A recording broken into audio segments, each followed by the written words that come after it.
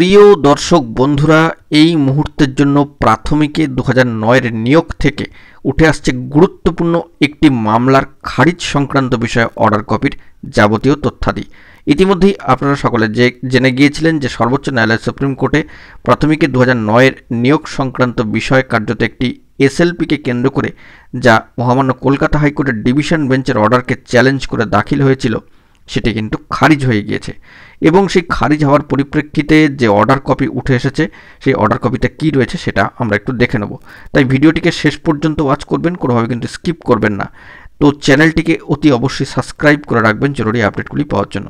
তো চলুন আমরা কোর্টের সাইট থেকে অর্ডার কপিতে প্রবেশ করে যাবতীয় বিষয়টিকে একটু জেনে নেওয়ার জন্য চেষ্টা করি। বন্ধুরা, 2009-এর নিয়োগকে কেন্দ্র করে নর্থ 24 পরগনার ক্ষেত্রেই প্রসঙ্গ কিন্তু উঠে আসছে।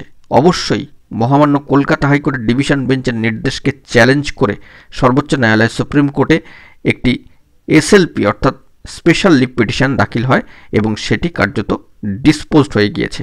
অন স্ক্রিনে চলুন অর্ডার কপিতে গিয়ে আমরা বিস্তারিত দেখি। আমরা চলে এসেছি অর্ডার কপিতে। দেখতেই পাচ্ছেন এখানে কিন্তু 6টি গুরুত্বপূর্ণ পয়েন্ট উল্লেখিত হয়েছে অর্ডার কপিতে।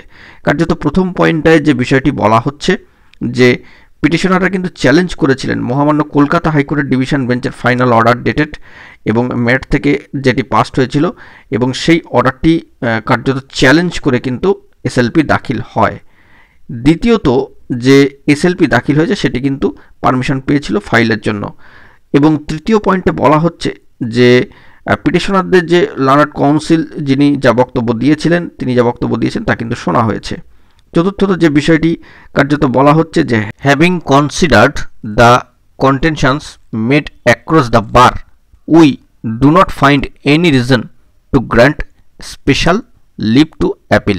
এক্ষেত্রে কিন্তু এটা কোর্ট মনে করলেন, মহামান্য কোর্ট, সম্মানীয় কোর্ট এই বিষয়টি মনে করছেন যে এটাকে কিন্তু কোনো ইস্যুই খুঁজে পেলেন না, কোনো রিজন খুঁজে পেলেন না এটাকে অবশ্যই গুরুত্ব দেওয়ার ক্ষেত্রে এই এসএলপিটিকে।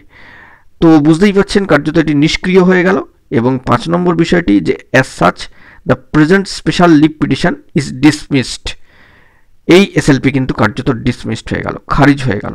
এবং পাশাপাশি এই সম্পর্কিত যদি অন্য কোনো অ্যাপ্লিকেশন থেকে থাকে সেটিও কিন্তু ডিসপোজড হয়ে গেল। Pending applications if any shall stand disposed of. তো বুঝতেই পারছেন এসএলপিটি খারিজ হয়ে গেল। প্রাথমিকে 2009 নর্থ 24 পরগনা নিয়োগ সংক্রান্ত বিষয় মহামান্য কলকাতা হাইকোর্টের ডিভিশন বেঞ্চের অর্ডার ডেডলাইন সেটি চ্যালেঞ্জ করে সর্বোচ্চ ন্যায়ালয় সুপ্রিম কোর্টে মামলা দাখিল এসএলপি এবং সেটি খারিজ হয়ে গেল। সেই মর্মে অর্ডার কপি কিন্তু উঠে এসেছে। খুব রিসেন্ট একটি ঘটনা এবং ইস্যু, অবশ্যই সবটা তুলে ধরলাম।